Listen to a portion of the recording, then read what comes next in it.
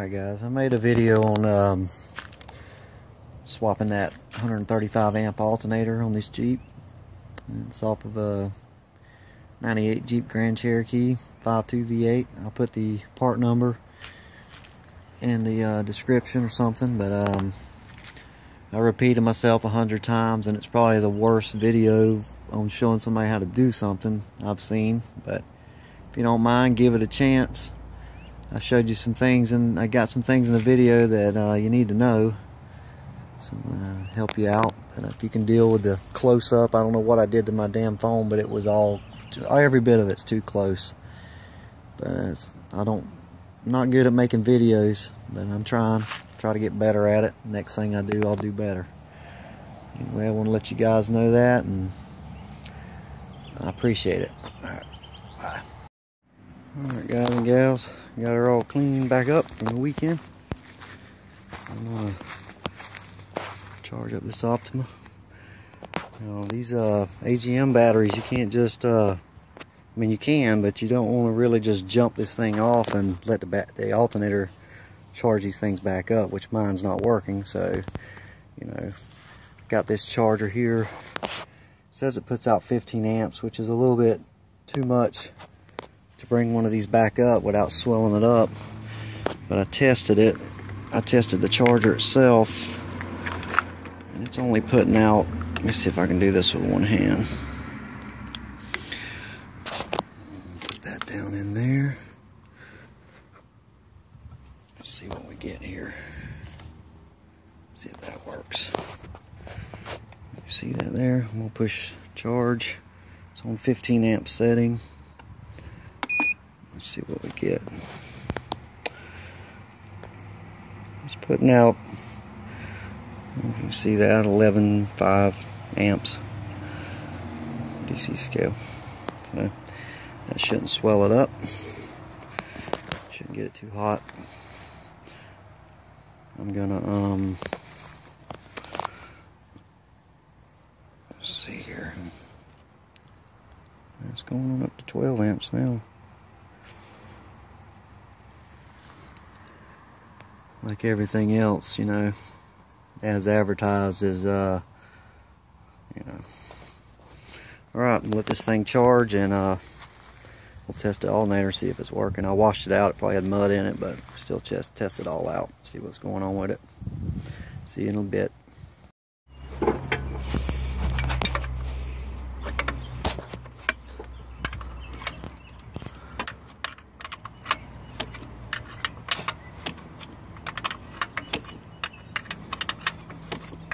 These belts, this adjustment here, I'm very tempted just to tighten that thing down until it's super tight. It's not a good idea. You don't want this thing so tight that it's making your bearings go out on your water pump and everything else. You don't ever think about that, but the load it puts on the bearings just by this being too tight. You want it tight, but no, just right to where it don't squeak, and that's about it.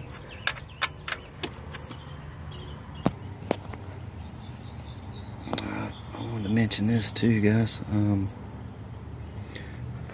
These serpentine belts, anytime you work on anything with these serpentine belts, if you look around and see if it's got the schematic for it anywhere. If it don't, I mean, the Jeeps ain't too bad, but you get some of these diesels, F350s and stuff like that, or 6.0s, you take that belt off of there and you don't know how it goes back on, you would definitely be Googling it. I always like to draw me a little schematic myself, or at least find it on Google and compare the pictures and make sure that's yours before you take it off. That way you don't pull your hair out, because actually you can put some of these belts that go on two different ways, and one way's right and one way ain't. So just want to mention that. It's a good little tip. Draw you a schematic or find it on Google, compare it before you take them off of, you know, vehicles when you work on them, because some of them can be a pain. I like to just lay them, you know, just pull it off a little bit, not off of every single thing if I can. And I know how it goes, but still, it just makes it quicker going back together. Alright guys, I'm taking this alternator off. Always make sure, definite, your battery's disconnected. Get on this charge wire down here, be shorted something out. And I always like to get up in there and take all your small wires off, your charge wire off, take all that out, go and get that out of the way. And then, you know, unbolt it, get it out of there. Kind of off topic here guys, but I'm going to show you something. When you're buying sockets, see this is a snap-on 15mm, right? You see that good? This here, find it. See how these are laser etched? Now you can see if you can see what size it is. Yeah, me neither. When you're buying your tools, if you're just starting out, you know, you can see it there. See how it's laser etched? You can barely see it. These sockets are, I think these are cobalts. Probably a couple years old, but you're gonna have your tools. Probably some of my tools I've had for 20 years. Try to find, I mean, I don't care what type of tools they are, what brand or anything, but try to find them when you're looking at your sockets. See if it's stamped in there where you can read it somewhere, because that etching stuff like this is going to wear off and you're not going to be able to tell. You can barely see that. You know, it makes a difference. Anyway, it ain't got nothing to do with the alternator, but I just thought I'd show you that. Alright, be back. Alright guys, pull your battery out, make it easier on you. I was talking in the other video how I attach this Optima to an aluminum plate in the battery box. I'm gonna zip that thing out of there.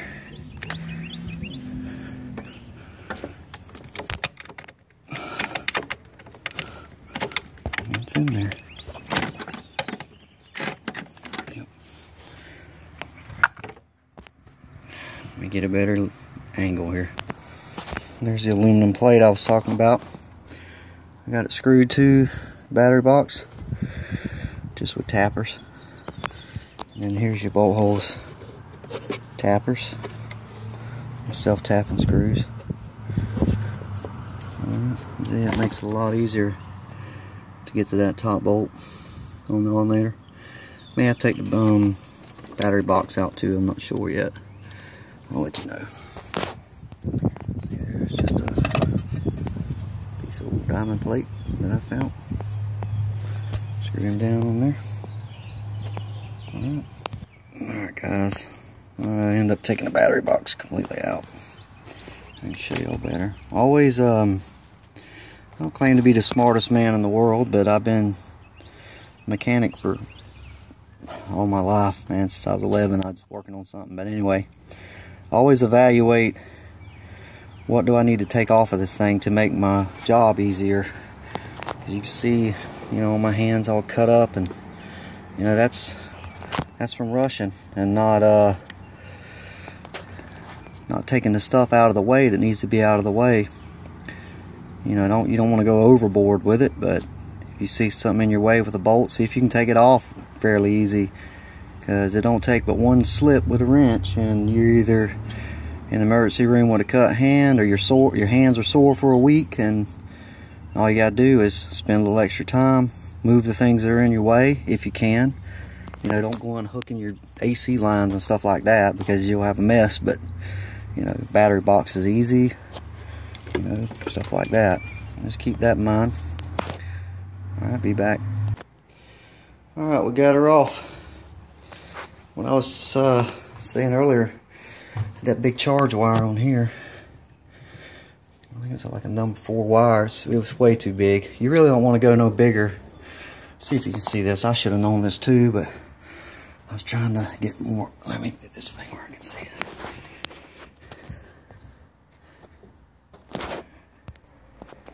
Here. See that stud here? You really don't want to go no bigger than that. on this alternator. This is off a Dodge Ram. I could get you the part number if you want to comment. I'll send it to you. But you can see this alternator is fairly new, but with that big wire on there, it's cooked it. Hear the bearings, and hear the brushes squeaking.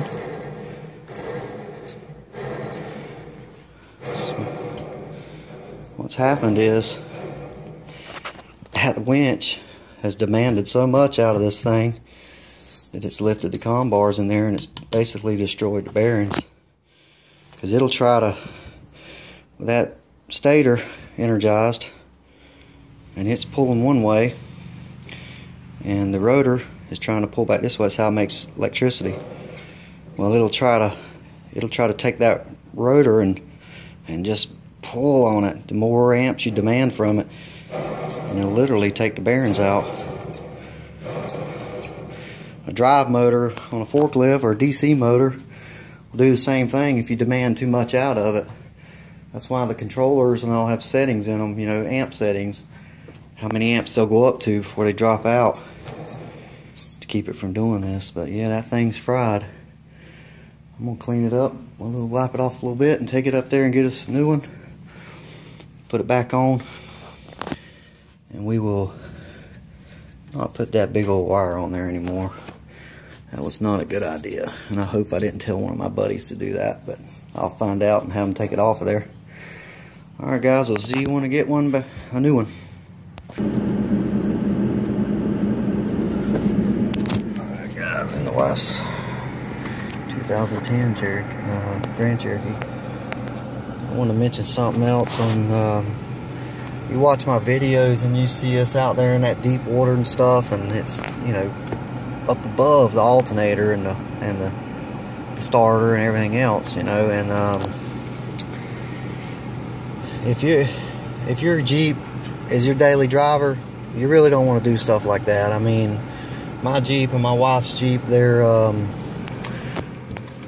that's all we do with them, you know. They're woods Jeeps, and you go out there in that water and with your buddies or whatever, and you got to drive that thing to work on Monday morning, you're gonna be in a lot of trouble.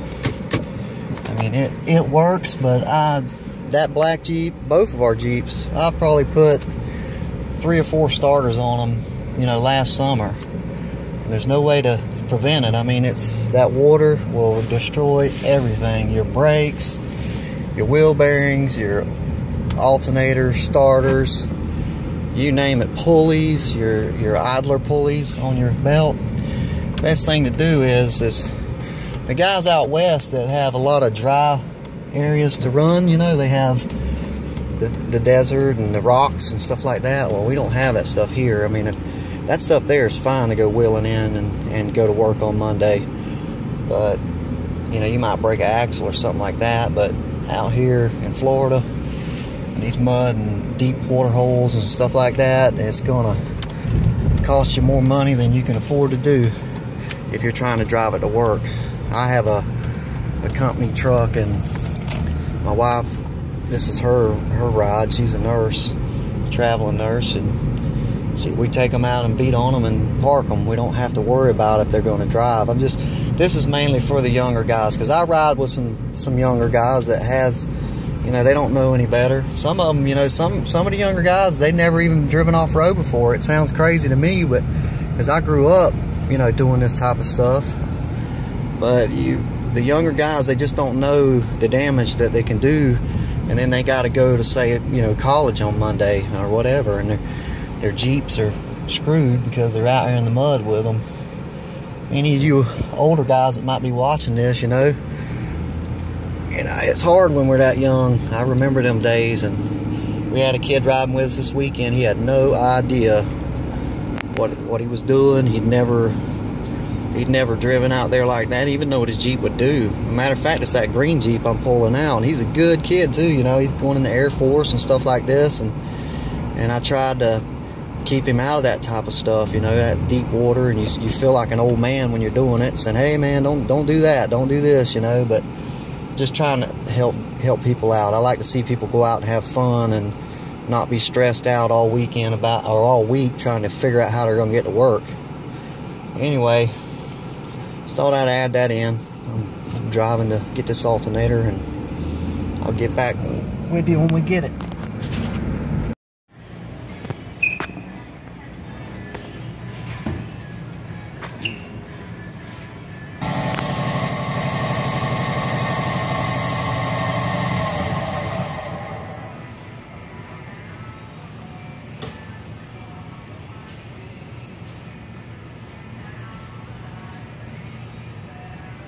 $776. I'm here for advice. Oh. Boys, got us a new alternator. AutoZone's pretty good about bringing stuff back. I had to quit O'Reilly's and Advance. AutoZone's, they're next. They hate Jeep people, man. We bring stuff back like crazy, but you know, it's, you put a, if you would get alternator from Jeep, yeah, it'd be way expensive, but they last. They last a lot longer than the ones from AutoZone. I mean, I'm talking, you know, I killed the alternator, but like starters and stuff like that, when they start acting up from all that water, you can take it apart and look at it, and it's basically the damn metal that they use. It corrodes up, and it's usually what goes wrong with the starter is the solenoid on it, the solenoid. It'll get that corrosion in there, that white crap, and just cheap metal. It's not rust, it just turns almost like electrolysis in there anyway, and it won't pull, and there you go. All that starter don't work. All their pulleys and stuff are the same way. You get one from Jeep and it'll last way longer than the ones from AutoZone or O'Reilly. O'Reilly's, I've had the worst luck with them, man. A lot of people like them, but you know, I've not had good luck with the O'Reilly stuff. One trip out usually with their stuff, and you got to take it back. And I had one of their starters eat up my flywheel, and I had to change the flywheel because of it, and I just spent a lot of money there between mine and the wife's Jeep, and they started wanting to give me flack, so I move on to the next one. And then when I wear that one out, wear that AutoZone or whichever one out, I'll go on back to O'Reilly's and start all over again. You gotta hustle when you run Jeeps in the woods. And they say it's a lifetime warranty. I'm gonna hold them to it, you know. And it works. On big stuff like wheel bearings and stuff like that, they'll only, O'Reilly's anyway, they'll only warranty it one time, and that's it. You know, but you can't expect them to warranty it 30 times, you know, in a year, in a lifetime warranty. But it's limited lifetime warranty, and what we do with them is not normal. So I'll last down the interstate, back home, get my Jeep fixed. I want to see that alternator gauge go up to 14 again. I got some 8 gauge wire for the charging system. Put that on there. That should be about perfect. And see how that goes. Might test it, see if it draws up those comm bars on that thing. You'll be able to hear it.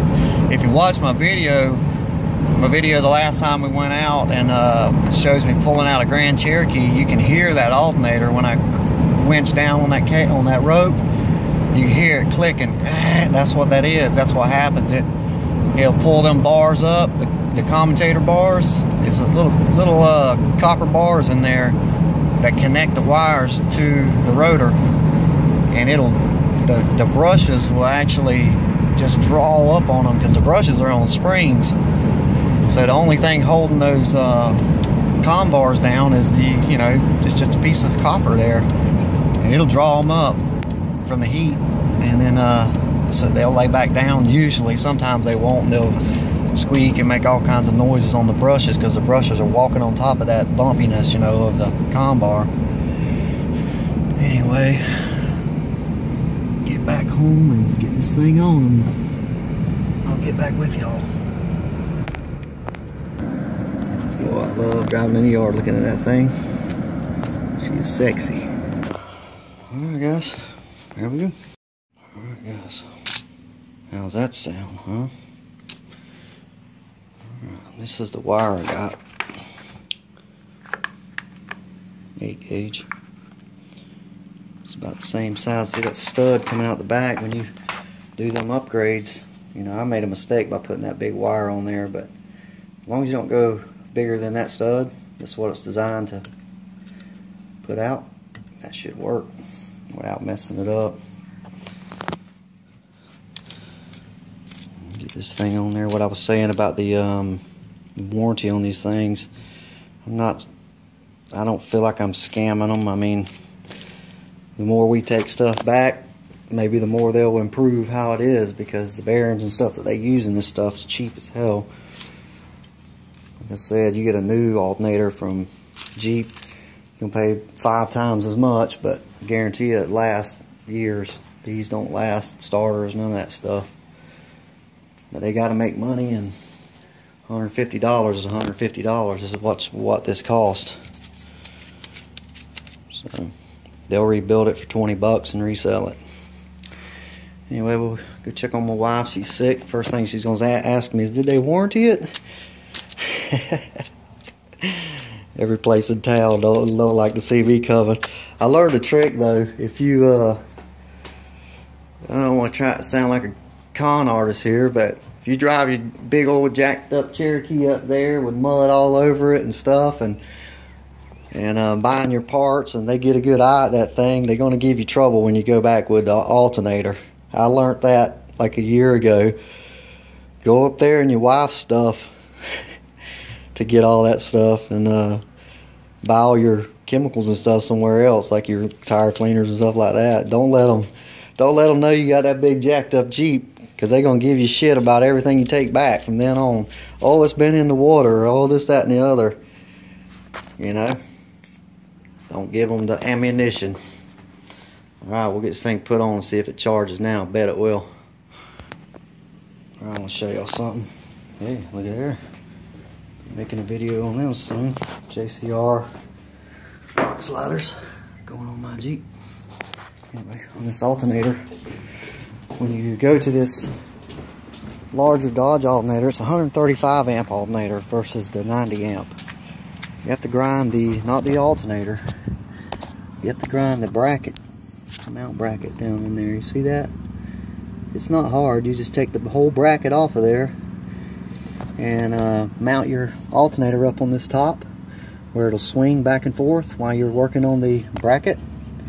Swing it out, check it out, and keep taking aluminum off of that inside piece of that bracket until this thing will swing down and bolt up under here. You can do all this off the Jeep. Get that lining up, grind on the bracket, it hits up in there on the back side of the alternator because it's so much bigger. But you grind until you get all your bolts where they'll line up off the Jeep. Get all that straight, grind it up. You gotta take like a 1/4 inch off that aluminum.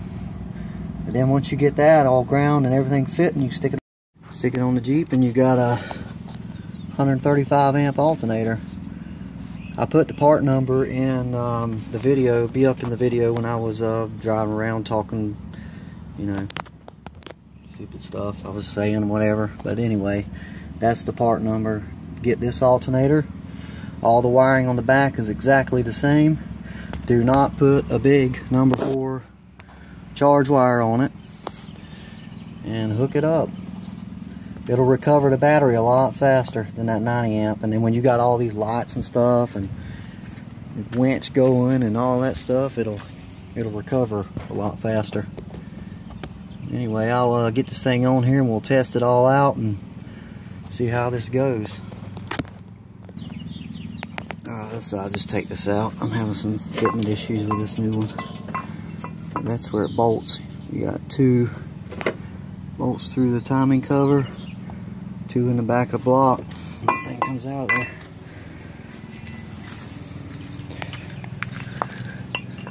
See, that's where you have to grind it at.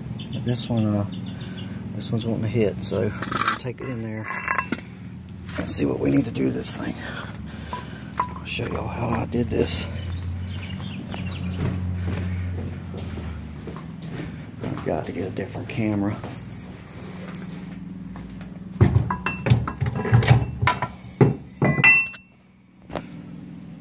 got her in the vise. You can see, hope you can see where it's hitting right there.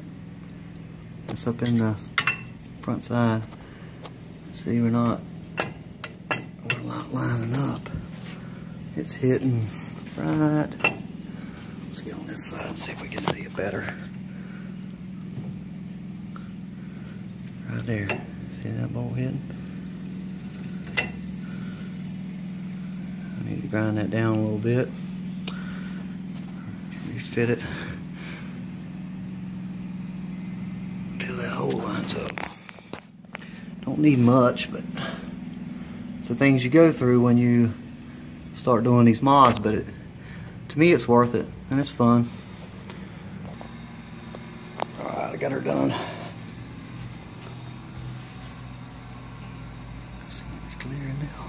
Bolts in it. Always snugged up that one to make sure I'm gonna pull it up flat. Make sure it's gonna be right. I'm gonna take this off of here.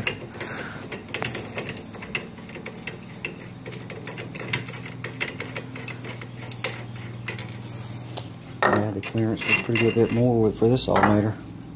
Same part number, but they're all different. There it is.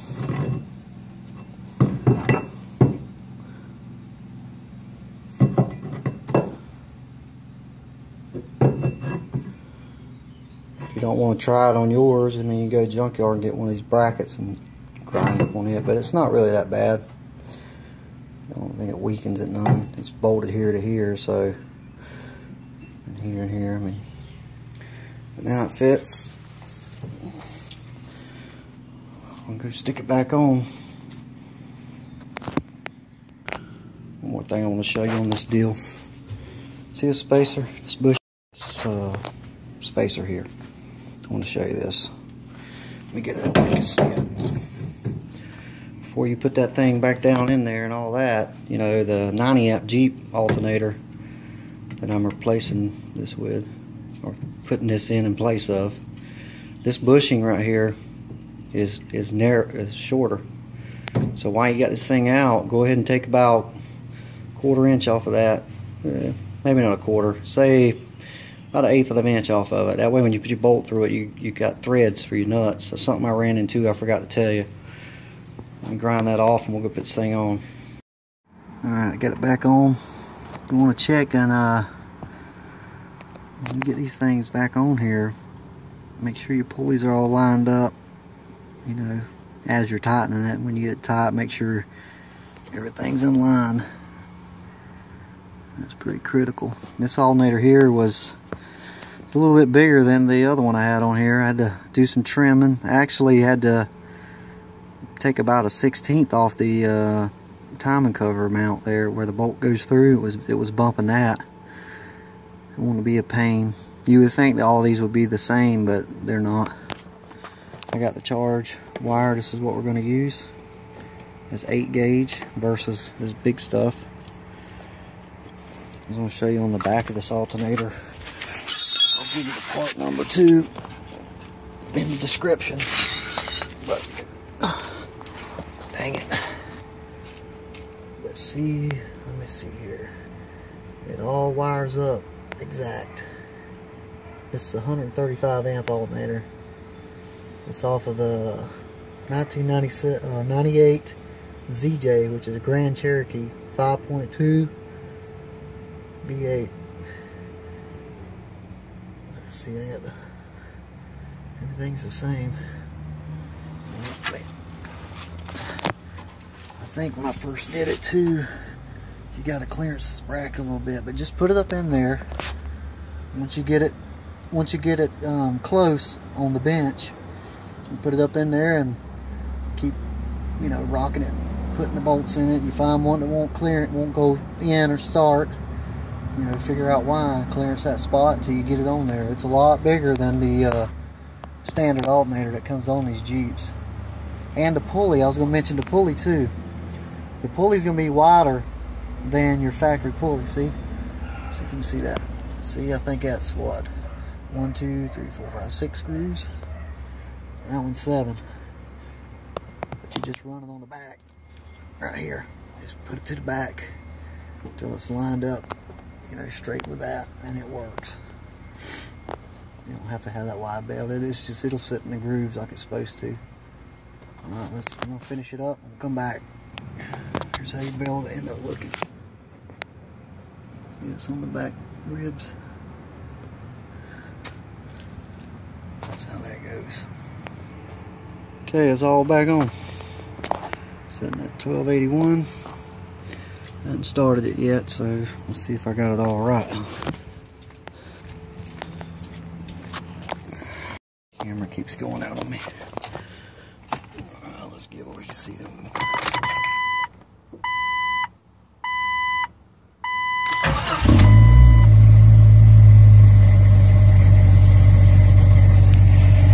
That's squeaking a little bit. There it goes.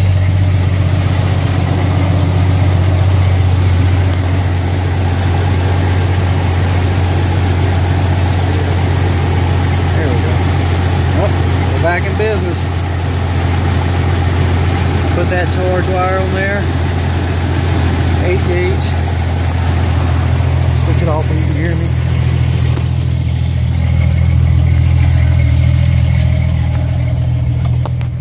Them Optimas still build up slow. You see where it's at there. Give it about a couple hours of driving and you're going up to, you know, around 14 volts. It's getting closer now. It's 1380, you know, it's not 14 really, it's close.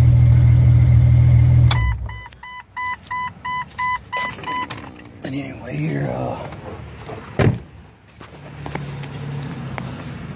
ended up putting, got to do some zip tying yet, but ended up using an 8 gauge. This stuff here. Let's go in here where the light's better. It's just bright out. Took me a while to do that.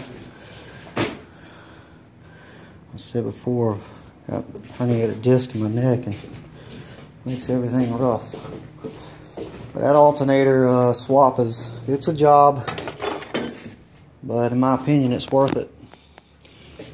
You, just don't put that big wire on there. I had that wire in my van, my service van, something I took off a pallet jack, and I thought I'd try it out and see. If it's too big, it pulls. When the battery gets down low, it starts pulling all the amps through that alternator, and he didn't like that kind too much. There's the difference. You know, this is more realistic. You know, like I said, that stud on the back of the alternator, I wouldn't go no bigger than that with the wiring, because it's designed for that, you know, much amps to go through that lug. It's a wonder it didn't burn that lug off, but the brushes are weaker than that lug. Alright, I don't know how this video turned out. I did it all with my phone, and it's all I got to work with. So hope I showed y'all some things that you could use. Anyway, have a good one. Don't let the forums run you. Don't let the forums scare you away from Jeeping. Get under there and figure it out. Alright, bye.